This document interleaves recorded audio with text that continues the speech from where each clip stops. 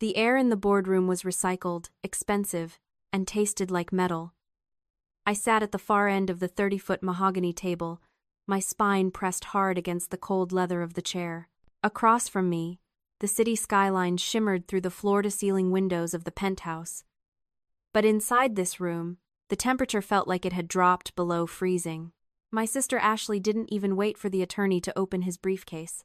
She leaned forward, her diamonds catching the clinical LED light, and let out a soft, jagged laugh. She didn't look at me.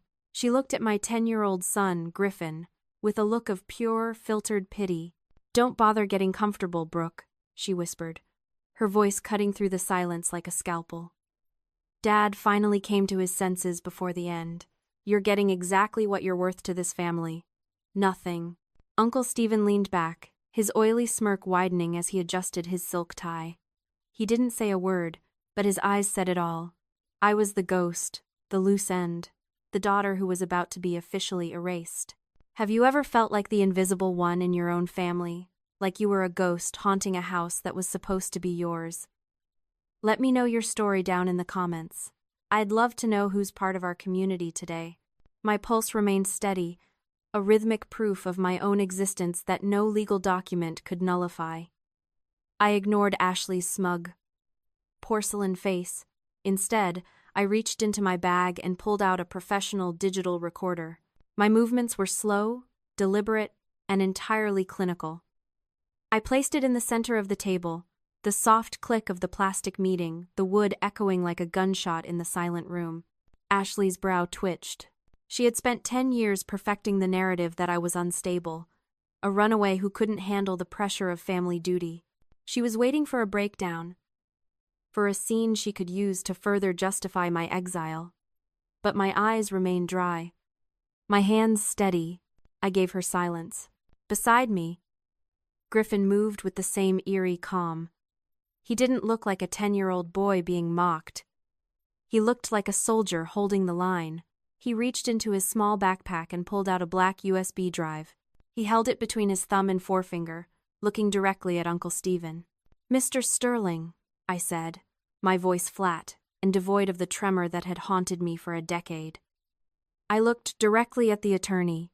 I'm not here to debate my worth with people who view family as a real estate transaction. And since my sister is so certain of the outcome, I'm sure she won't mind if we ensure the record is complete. Uncle Stephen shifted in his chair, the leather creaking under his weight. His oily smirk hadn't vanished, but it was starting to look forced. He looked at the USB drive in Griffin's hand, then back at me. I could see the gears turning, the realization that I hadn't come here to beg. I had come here to account. "This is a waste of time, Brooke," Ashley snapped, though her voice had climbed an octave. "The will is signed. It's notarized. You're out. Just take your kid and leave with what's left of your dignity." I didn't answer her. I didn't even acknowledge she'd spoken. I simply nodded to Mr. Sterling. The retaliation wasn't loud. It wasn't a shouting match. It was the cold, hard weight of a woman who had stopped playing a game she was never meant to win. I had been the silent investor in their version of family for too long. Now, I was closing the account. I watched the light from the skyscraper windows catch the dust motes dancing over the mahogany. It was a beautiful room, designed to make people feel important, but all I could think about was the smell of antiseptic and the sound of a heart monitor. Ashley and Stephen saw a throne room. I saw the graveyard of my 30s. I sat there, listening to Ashley drone on about legacy and sacrifice, and I realized that my silence wasn't a lack of words. It was a lack of interest in their fiction. They spoke as if they had been the ones in the trenches. But I had the receipts. Literally, for 3 years, while Ashley was busy building her brand as a luxury realtor and Stephen was networking at golf clubs, I was the one balance sheet that kept this family from insolvency. When the primary estate hit a tax lien because Stephen forgot to file the paperwork, I was the one who wired $72,000 from my savings. When Dad's specialized nursing care exceeded his insurance by $8,000 a month, I didn't call a family meeting. I just picked up extra shifts at the clinic and paid the bill, $210,000. That was the price of my abandonment, I had been the silent investor in their comfort, paying the premium on a life they hadn't earned. In my work as a social worker, we call this the scapegoat silence. In toxic families, the one who does the most is often the one labeled as doing the least. Why?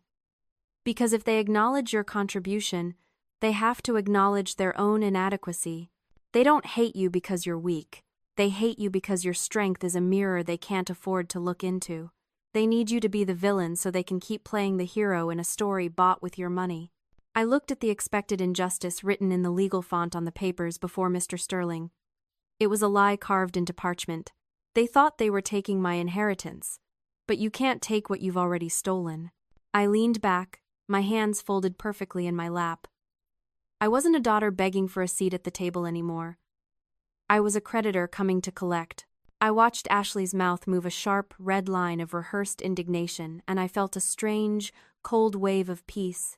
The ledger was about to be balanced, and for the first time in a decade, I wasn't the one who was going to be in the red.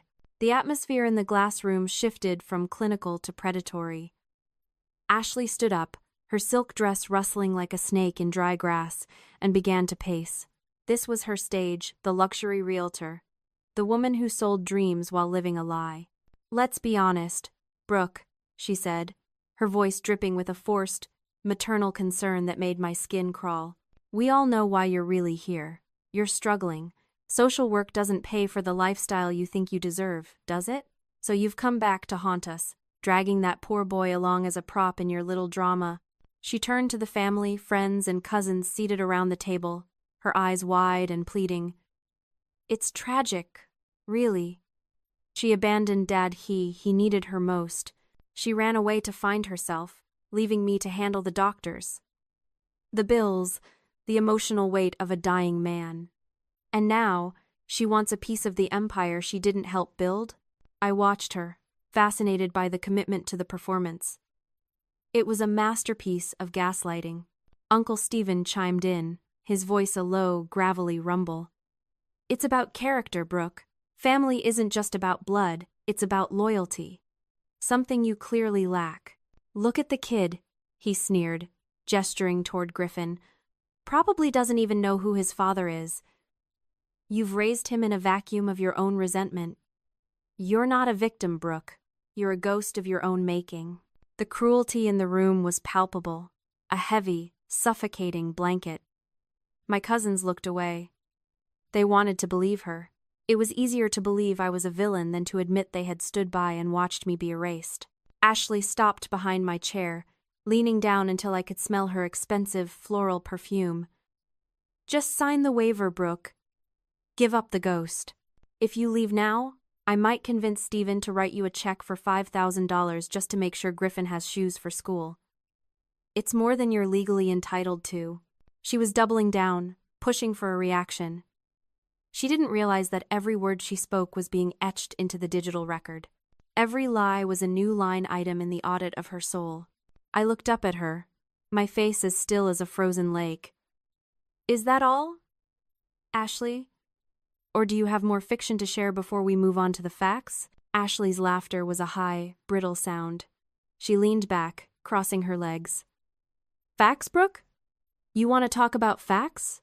The fact is, you weren't there. The fact is, Dad signed a document that explicitly states you are an emotional and financial burden he no longer wished to carry. That is the only fact that matters in this room." I looked at Mr. Sterling. He looked back at me, his face a professional mask. He knew what was coming. I had spent 14 months preparing for this day, not with tears, but with spreadsheets. "Mr. Sterling," I said, my voice cutting through Ashley's bravado like a winter wind.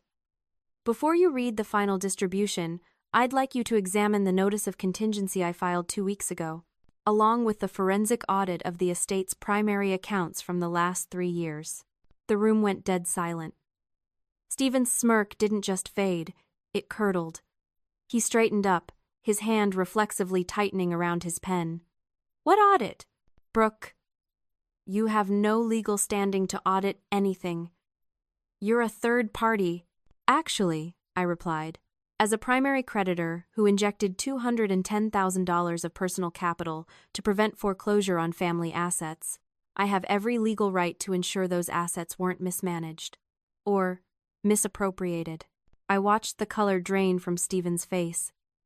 In clinical terms, we call this the architecture of a lie. Toxic people like Ashley and Stephen rely on a technique called triangulation. They spent years whispering in Dad's ear, telling him I was the one draining the family, while they were the ones actually holding the straw. They built a fortress of lies, but they forgot one thing. A fortress built on sand can't withstand a flood of data. They didn't hate me because I was worthless. They hated me because my presence was a threat to their silent theft. They needed Dad to disinherit me so that no one would ever look at the books. They thought they were burying me, but they were actually just burying the evidence, and I'd spent the last year digging it back up. Mr. Sterling pulled a thick, tabbed folder from his bag. He didn't look at Ashley. He looked at the numbers. "I have the report here, Stephen," Sterling said, his voice dropping an octave. "It seems there are several inconsistencies. Large cash withdrawals, signatures that don't quite match the ones on file. Brooke isn't here as a beneficiary today. She's here as a claimant." Ashley's luxury realtor mask shattered, her face contorted. "This is a lie. She's faking it." I didn't blink. I just watched her unravel. This wasn't a family meeting anymore. It was a crime scene. And I was the lead investigator. The silence that followed was heavy. I saw the muscles in Uncle Stephen's jaw twitching, a rhythmic, desperate pulse of a man who realized the ground was no longer solid.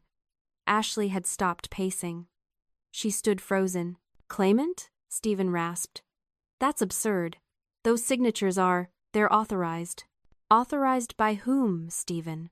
I asked, my voice dropping to a near whisper. "Because I certainly didn't sign off on a $40,000 consultation fee to your private firm while Dad was in a semi-comatose state." Ashley finally found her voice, but it wasn't the polished tone of a realtor anymore. It was a jagged, desperate screech. "You're making this up! You've always been obsessed with money." I didn't answer her.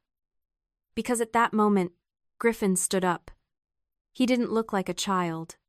He looked like the keeper of a secret. He reached out and placed his small hand on top of the black USB drive. "You forgot the video he recorded," Griffin said. 7 words. That was all it took. The room didn't just go quiet. It became a vacuum. Ashley's mouth stayed open, but no sound came out. Stephen's face went from a sickly pale to a deep, bruised purple. "Griffin," I whispered, my heart hammering against my ribs for the first time that day. "What video?" "Grandpa told me to wait," Griffin said, his eyes fixed on the screen. "He said if they started telling lies about you, I had to show the truth. He recorded it the day you were at work and I went to see him alone." Mr. Sterling didn't wait for permission. He took the drive from Griffin's steady hand and plugged it into the laptop. The glass room was equipped with state-of-the-art technology. The laptop screen was instantly mirrored onto the massive 80-inch monitor at the head of the table. The screen flickered. A logo dissolved into a black frame. And then, there he was. My father. He looked thinner, his skin like translucent parchment, but his eyes were focused.